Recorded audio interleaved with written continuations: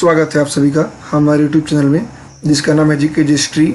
और आज के इस वीडियो में हम बिहार एसटीईटी स्पेशल सीरीज को आगे बढ़ाएंगे और इस क्रम में अनिवार्य प्रश्न पत्र जो 50 अंक का है और सभी विषय के अभ्यर्थियों के लिए समान रूप से अनिवार्य है। यह वीडियो इस सीरीज का दूसरा सेट है।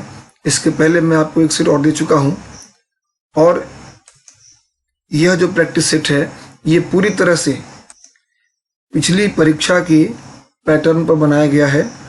इसमें कुछ प्रश्न गणित के भी हैं, कुछ तर्क शक्ति के भी हैं और कुछ प्रश्न इसमें शिक्षा अधिगम प्रक्रिया से भी संबंधित हैं। तो आप इस सेट को बनाएं।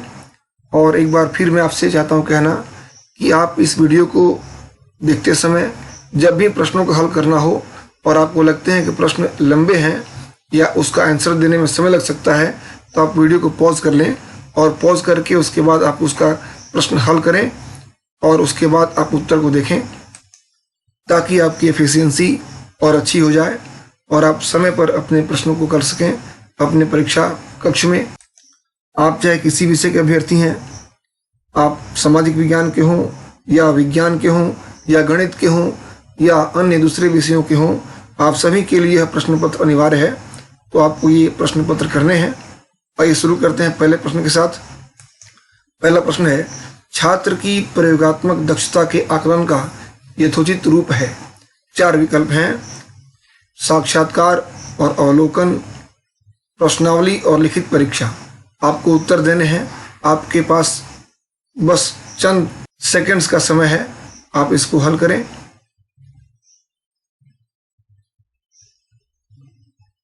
और आपका सही उत्तर है अवलोकन। अवलोकन ही छात्र की प्रयोगात्मक दक्षता के आकलन का यथोचित रूप है। तो आपका उत्तर हो गया आकलन। दूसरा प्रश्न है, निबंधात्मक प्रश्न के लिए निम्न में से या निम्नलिखित में से कौन सबसे अच्छा विकल्प है। तो 4 विकल्प आपके सामने हैं। पहला विकल्प है, न्यूटन के गति के नियम की चर्चा करें। दूसरा विकल्प है, न्यूटन के गति के तीनों नियमों की व्याख्या करें। ग विकल्प है, न्यूटन के गति के नियम क्या हैं। और घ है, न्यूटन के गति के नियम पर एक लेख लिखें। आपको यह बताना है कि इन चारों विकल्पों में कौन सा प्रश्न ऐसा है जो निबंधात्मक प्रश्न के लिए सबसे अच्छा विकल्प है।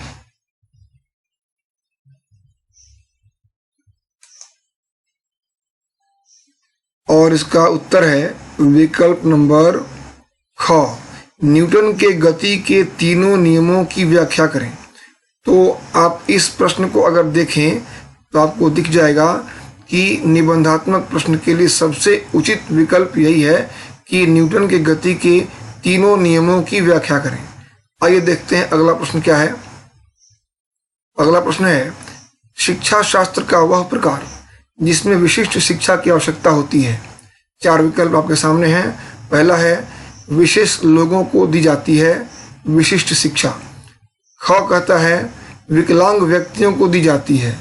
ग के अनुसार बुद्धिमान व्यक्तियों को दी जाती है। और घ कहता है, स्थानीय मुखिया द्वारा संपादित की जाती है। आपको बताना है कि इसमें किस प्रकार के स्थिति में विशिष्ट शिक्षा की आवश्यकता होती है।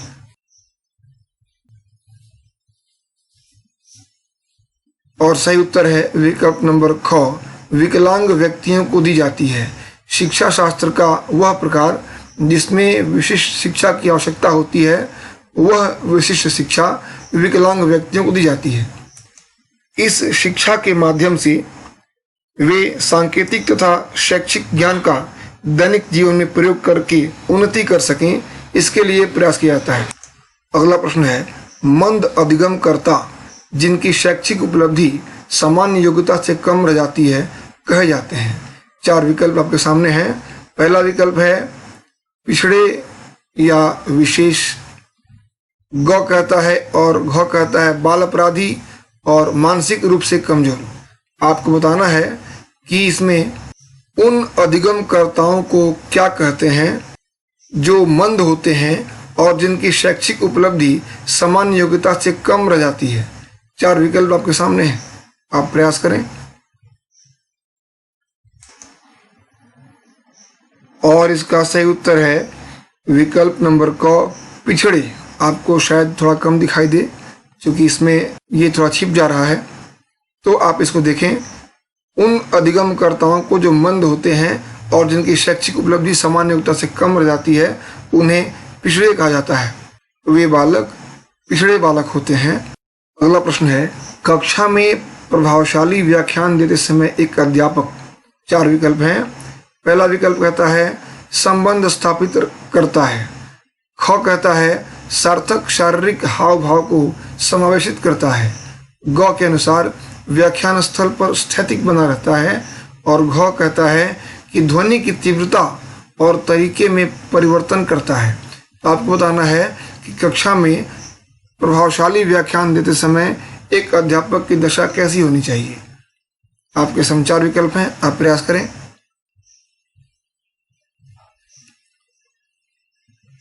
और इसका सही उत्तर है विकल्प नंबर ख, सार्थक शारीरिक हाव भाव को समावेशित करता है।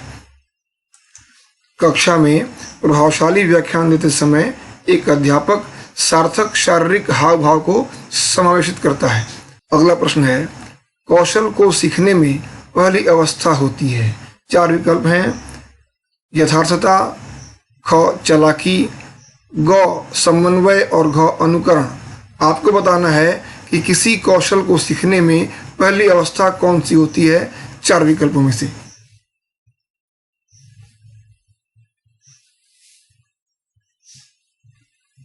और इसका सही उत्तर है विकल्प नंबर घ, अनुकरण। अनुकरण ही पहली अवस्था होती है कौशल को सीखने की। अनुकरण के द्वारा उन्नत व्यवहार की ओर अग्रसित होना कौशल को सीखने का प्रथम सोपान होता है। अगला प्रश्न है, विद्यार्थियों के साथ संप्रेषण का क्या अर्थ होता है। तो आपको बताना है कि संप्रेषण का अर्थ क्या होता है। पहला विकल्प है उनसे प्रश्न करने को कहना। ख के अनुसार विचारों का आदान प्रदान करना। ग के अनुसार उन्हें निर्देश देना। और घ उन्हें अपने विचारों से अवगत कराना। आपको बताना है कि संप्रेषण का अर्थ निम्न में से क्या है। और सही उत्तर है विचारों का आदान प्रदान करना, विकल्प नंबर ख। विद्यार्थियों के साथ संप्रेषण का अर्थ होता है विचारों का आदान प्रदान करना। अगला प्रश्न थोड़ा लॉजिकल है, तर्क शक्ति से संबंधित है। इसमें कहता है कि दिए गए संख्या श्रृंखला को पूरा करें। 2, 6, 15, 31, 56। इसके बाद दिया है क्वेश्चन मार्क। आपको बताना है कि जिस क्रम से यह संख्याएं बढ़ रही हैं, जो सीरीज इसने एडॉप्ट किया है उस सीरीज के अनुसार, उस क्रम के अनुसार, उस विशेष नियम के अनुसार इस प्रश्नवाचक चिन्ह के स्थान पे क्या होगा। 4 विकल्प आपके सामने हैं। क कहता 92, ख के अनुसार 91, ग के अनुसार 81 और घ के अनुसार 102।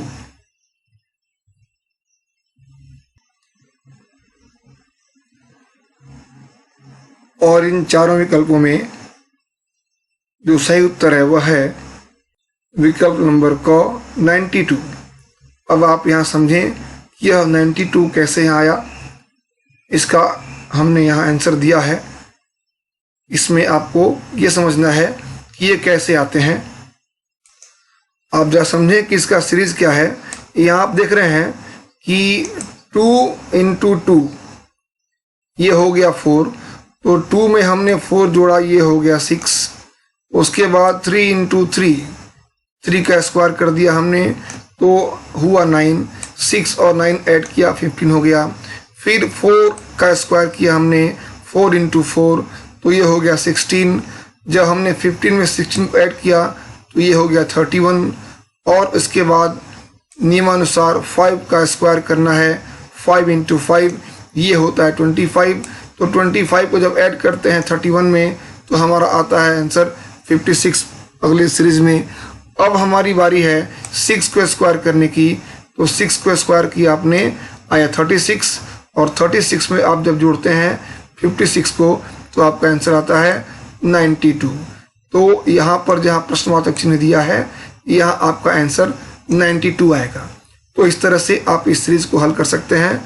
आपको सीरीज पकड़ना है कि किस हिसाब से, किस नियम के अनुसार ये संख्या का क्रम आगे बढ़ रहा है। आगे बढ़ते हैं। नेक्स्ट क्वेश्चन भी लॉजिकल है, रीजनिंग से संबंधित है। आपको बताना है कि प्रश्नवाचक चिन्ह के स्थान पर क्या होगा। तो बताना है आपको, यहाँ दिया है चिन्ह प्रश्नवाचक, आपको बताना है कि इस प्रश्नवाचक चिन्ह के स्थान पर क्या आएगा। 4 विकल्प आपके सामने हैं। क के अनुसार 30, ख के अनुसार 17 यानी 17, ग कहता है 16 और घ कहता है 14।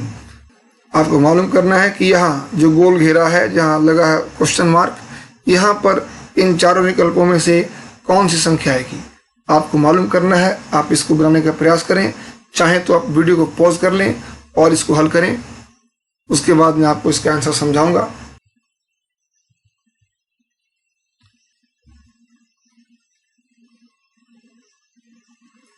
और इसका आंसर है 17 यानी विकल्प नंबर ख। अब आपने देखा कि यहाँ आंसर आता है 17। ये आंसर कैसे हुआ 17, आइए देखते हैं। आप यहाँ देखें, ये संख्याएं जो दी गई हैं बॉक्स में, ये संख्याएं आप अगर जोड़ते हैं दाहिने से बाएं तो ये कुल आता है 30। फिर अगर आप यहाँ जोड़ते हैं तो ये भी आता है 30। तो आपको इसी अनुसार यहाँ ऐसी संख्या को रखना है जिसको जोड़ने के बाद ये भी पूरा 30 आए, तो वो संख्या है 17। आप 17 को अगर ऐड करते हैं 9 और 4 के साथ तो आपका यहाँ भी कुल जोड़ने पर ये 30 आपका यहाँ आ जाएगा। इसलिए आपको यहाँ पे 17 को पुट करना है, आपको यहाँ 17 को रखना है, आपका आंसर 17 होगा। 9 कहता है कि क्रम को पूरा करें, और क्या क्रम है देखते हैं। 34, 18, 10, 6, 4 और उसके बाद दिया है क्वेश्चन मार्क। तो आपको यहाँ ये बताना है कि जहाँ क्वेश्चन मार्क है वहाँ क्या होना चाहिए। आइए देखते हैं विकल्प क्या क्या हैं। 4 विकल्प हैं। क के अनुसार 3, ख के अनुसार 2, ग के हिसाब से 1 और घ के अनुसार 0। इन चारों में से इस क्वेश्चन मार्क पे क्या होना चाहिए आपको बताना है।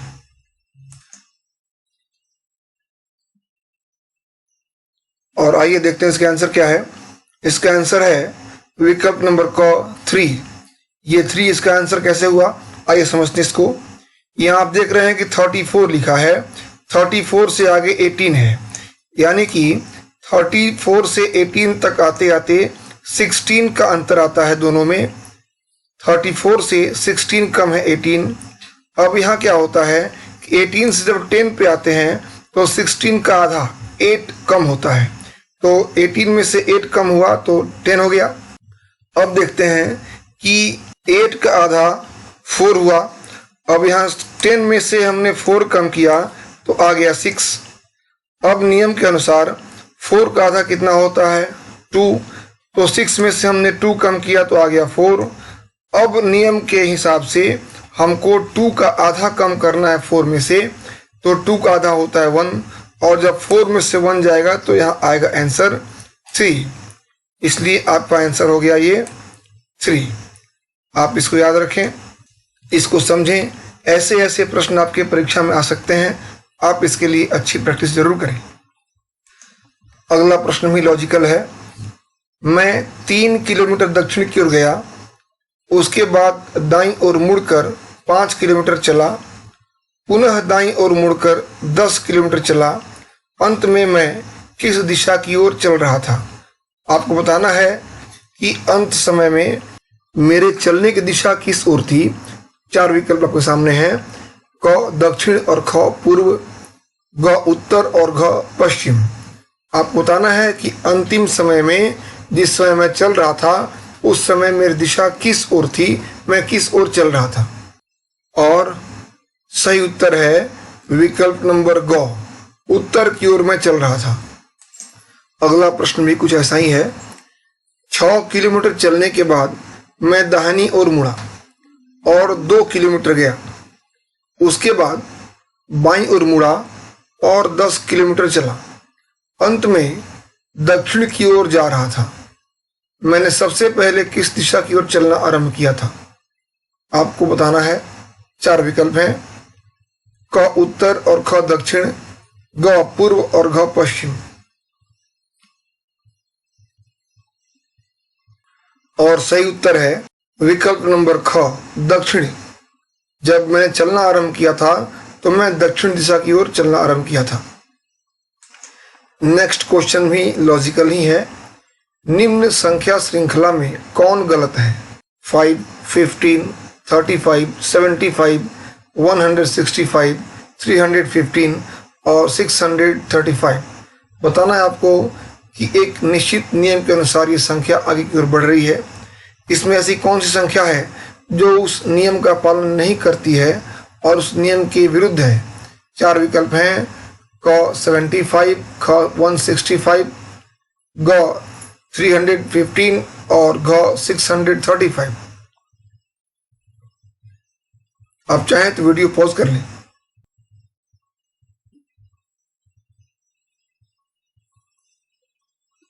और इसका सही आंसर है 165, विकल्प नंबर ख। आइए जानते हैं ये आंसर कैसे हुआ।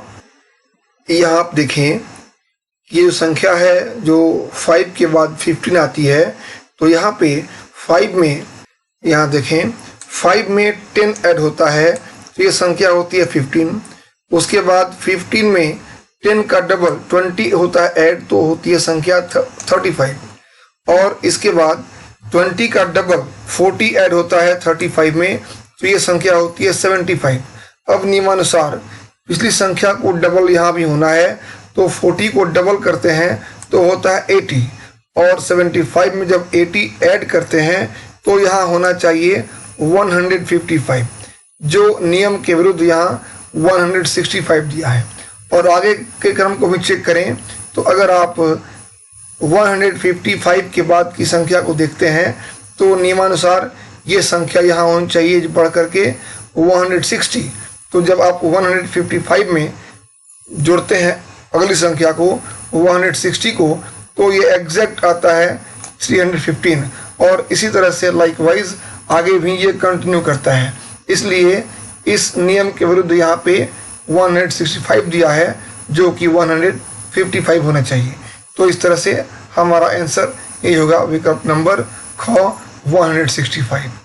अगला प्रश्न है, पढ़ने की वह तकनीक जिसका उपयोग तालिका में स्थित शब्दावली तथा प्रसंग में किया जा सकता है कहलाता है? 4 विकल्प, की रीडिंग, ख री रीडिंग, ग स्कैनिंग और घ स्कीमिंग।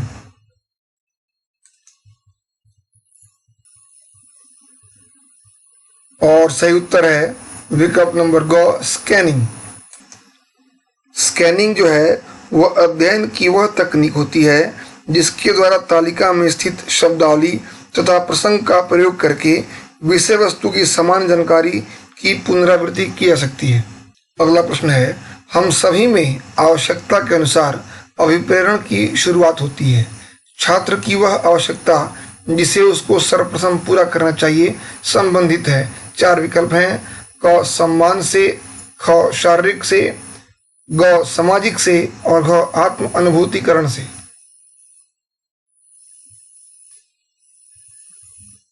और इसका सही आंसर है विकल्प नंबर ख, शारीरिक से। प्रत्येक व्यक्ति को आवश्यकता के अनुसार अभिप्रेरण की आवश्यकता होती है, लेकिन एक छात्र को सबसे पहले अपने शारीरिक अभिप्रेरण की आवश्यकता को पूरा करना आवश्यक होता है। अगला प्रश्न देखते हैं क्या है। अगला प्रश्न है, प्रोजेक्ट वर्क महत्वपूर्ण होता है क्योंकि? क्यों होता है महत्वपूर्ण प्रोजेक्ट वर्क? तो 4 विकल्प हैं, यह बच्चों को रचनात्मक बनाता है, ख बच्चों के लिए एक कार्यकलाप के रूप में होता है, ग करके सीखना सीखने का महत्वपूर्ण तरीका है और घ यह शिक्षकों को रचनात्मक बनाता है। और इसका सही आंसर है विकल्प नंबर ग, करके सीखना सीखने का महत्वपूर्ण तरीका है। देखिए, सबसे जरूरी बात यह है कि शिक्षार्थी या विद्यार्थी तभी सीखता है जब उसे स्वयं अनुभव होता है, और यह अनुभव उसे कार्य को करने के बाद हो सकता है।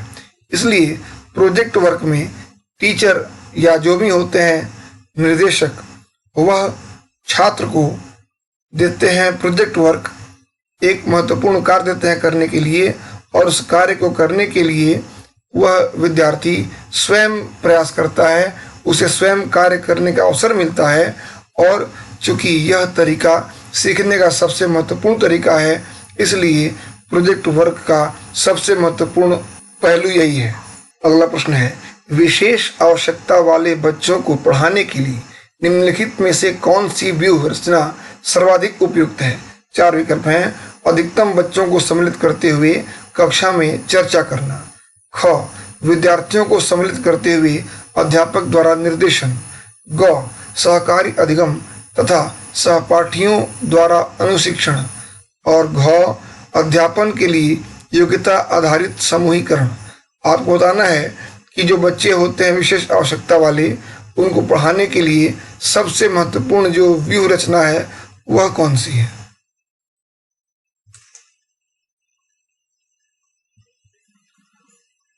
और इसका सही आंसर है विकल्प नंबर ग, सहकारी अधिगम तथा सहपाठियों द्वारा अनुशिक्षण।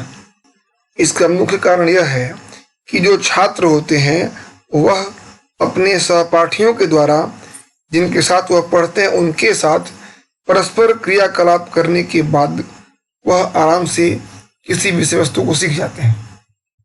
अगला प्रश्न है, समस्या के अर्थ को जानने की योग्यता वातावरण के दोषों, कमियों एवं रिक्तियों के प्रति सजगता विशेषता है।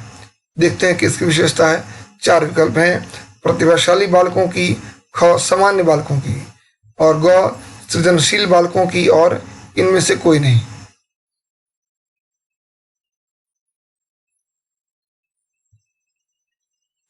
और इसका सही आंसर है सृजनशील बालकों की। अगला प्रश्न है, जिस प्रक्रिया में व्यक्ति दूसरों के व्यवहार को देखकर सीखता है, न कि प्रत्यक्ष अनुभव के, उस प्रक्रिया को क्या कहा जाता है? 4 विकल्प हैं। सामाजिक अधिगम, और ख, अनुबंधन, ग, प्रायोगिक अधिगम, और घ, आकस्मिक अधिगम। और इसका आंसर है सामाजिक अधिगम। जब व्यक्ति दूसरों के व्यवहार को देखकर सीखता है तो इस प्रक्रिया में वह अपना सामाजिक विकास कर रहा होता है, इसीलिए इस प्रकार का अधिगम सामाजिक अधिगम कहा जाता है। अगला प्रश्न देखते हैं क्या है। नेक्स्ट क्वेश्चन इज, अधिगम को प्रभावित करने वाला व्यक्तिगत कारक कौन है? 4 विकल्प हैं। संचार के साधन, समवयस्क समूह, और अध्यापक तथा परिपक्वता एवं आयु। कौन सा इसमें व्यक्तिगत कारक है अधिगम को प्रभावित करने वाला?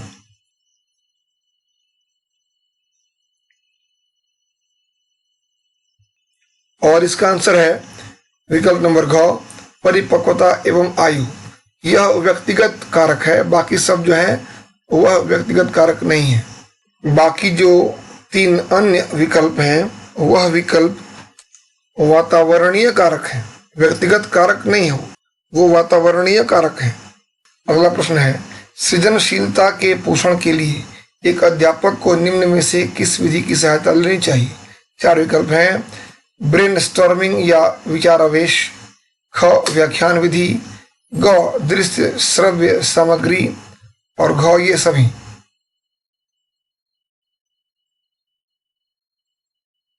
और इसका आंसर है ब्रेनस्टॉर्मिंग या विचारावेश। अगला प्रश्न है, शिक्षा का अधिकार नियम 2009 में एक अध्यापक को निम्न में से किस दायित्व को पूरा करना होगा?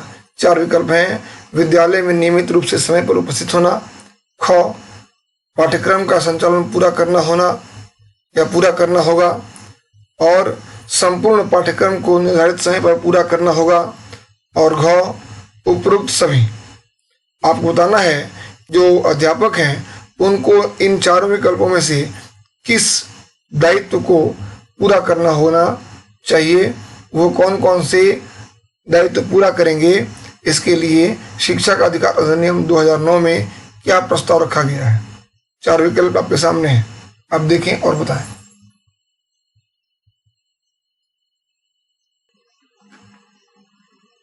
और सही उत्तर है विकल्प नंबर घ, उपरोक्त सभी। ये सभी प्रस्ताव शिक्षा का अधिकार नियम 2009 में एक अध्यापक के लिए तय किए गए थे। अब कुछ प्रश्न गणित के हैं, हो सकता है आप पसंद आए। ये गणित के प्रश्नों को शामिल करने का हमारा पहला प्रयास है। अगर आपका रेस्पॉन्स अच्छा रहा तो ऐसे और भी प्रश्नों को शामिल किया जाएगा। और ये सभी प्रश्न ऐसे हैं जो ट्रिक पर आधारित हैं। आपको ट्रिक याद करनी होगी और ट्रिक को अप्लाई करना होगा, तब जाकर के आप अपने एग्जाम में जल्दी जल्दी सारे प्रश्न बना सकते हैं। तो देखते हैं कि 10 तक की प्राकृतिक संख्याओं का योग कितना होगा। 4 विकल्प हैं, क 50, ख 52, ग 55 और घ 58।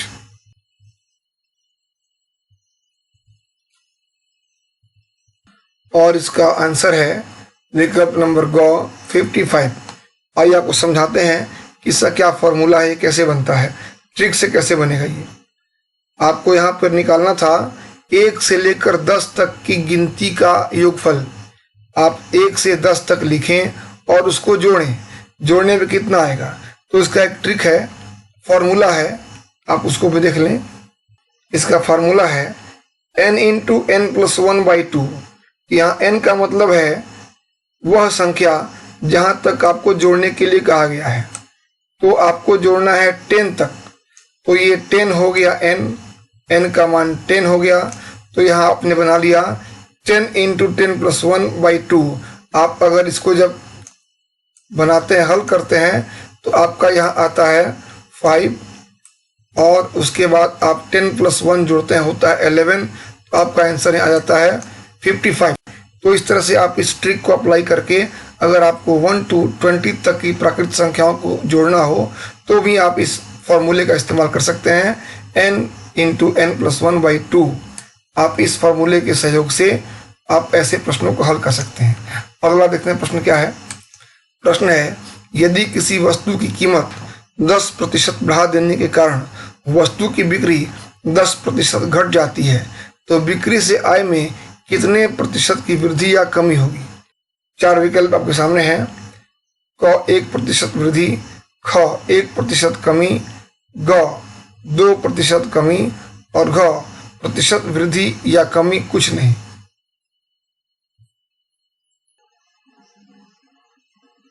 इसका आंसर है विकल्प नंबर ख 1% कमी। इसका फॉर्मूला यहाँ दिया गया है, अभी आपको समझा दूंगा इसको ये क्या है।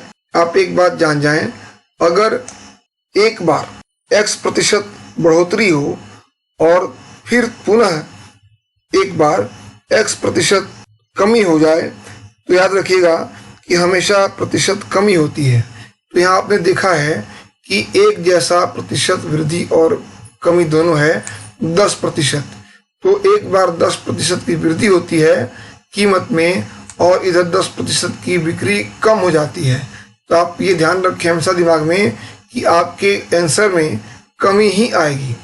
तो आप इस फॉर्मूले को अगर अप्लाई करते हैं x²/100 तो आप देखते हैं कि 10x का मतलब 10%, तो 10 इंटू 10 जो कि x² है, तो 10 इंटू 10 हो गया 100, 100/100। आपने 100 से 100 को काट दिया, कितना आता है, आपका आंसर आता है 1। और हमने आपसे अभी कहा कि जब x% एक बार वृद्धि हो और पुनः दूसरी बार 1% कमी हो जाए तो हमेशा कमी होती है। तो यहाँ आंसर आपका आएगा 1% कमी होगी, ठीक है ना। तो इस तरह आप अपना ये प्रश्न हल कर सकते हैं। अगला प्रश्न है, 58 वस्तुओं को 550 रुपये में खरीदा जाता है जबकि 50 वस्तुओं को 550 रुपये में बेचा जाता है, तो प्रतिशत लाभ क्या होगा।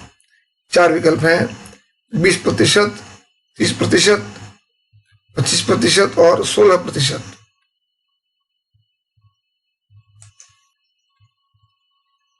और इसका आंसर है 16%। 16% का लाभ होता है। देखते हैं कैसे इसका आंसर आता है।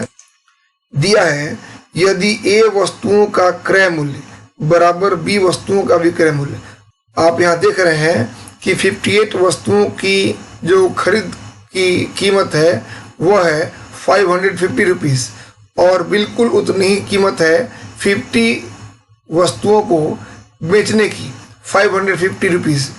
तो आपको मालूम करना है कि लाभ कितना होता है प्रतिशत।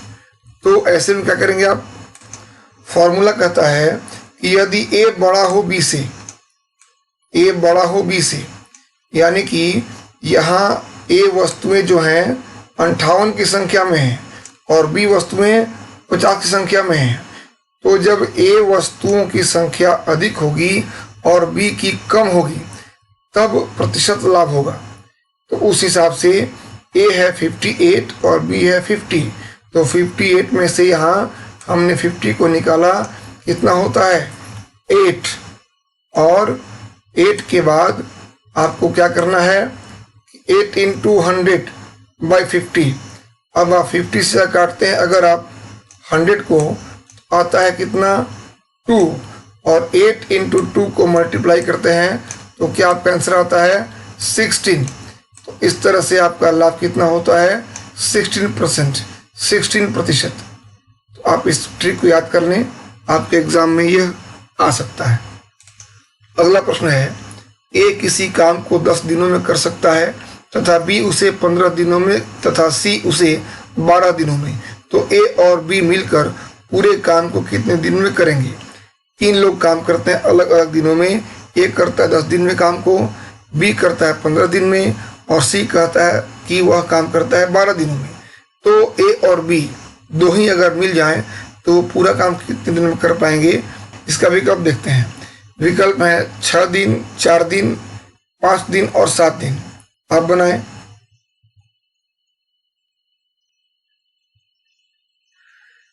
तो इसका आंसर है 6 डेज, 6 दिन में वो दोनों मिलकर काम पूरा करेंगे। आइए देखते हैं ट्रिक क्या है। ट्रिक है xy by x plus y, x और y को मल्टीप्लाई कर देंगे और उसमें x और y को जोड़ के तब आप काटेंगे तो आपका आंसर आएगा। देखिए यहाँ क्या होता है, यहाँ है 10 डेज ए के लिए समय सीमा है और बी के लिए 15 डेज है, तो दोनों को हमने यहाँ मल्टीप्लाई कर दिया और नीचे हमने इन दोनों को आपस में जोड़ दिया और इसके बाद जो हमारा आंसर आता है वो आता है 6 डेज। आप देखें खुद करके कि ऊपर लिखा है 10 इंटू 15, इसका मतलब हुआ 150 और नीचे है 10 प्लस 15, यह हुआ 25। तो आप 25 से 150 को डिवाइड करते हैं तो आपका आंसर आता है 6 डेज। तो इस तरह से आपका आंसर ये पूरा हो जाता है। आप इस ट्रिक को याद रखें, ऐसे और भी ट्रिक्स मैं आपको दूंगा। अगर आपका रेस्पॉन्स अच्छा रहा तो, अगर आपको मेरा ये वीडियो अच्छा लगा हो तो आप इसे लाइक ज़रूर करें, दोस्तों के साथ शेयर करें और अपने वैल्यूएबल कमेंट्स हमको जरूर दें। Thank you for watching.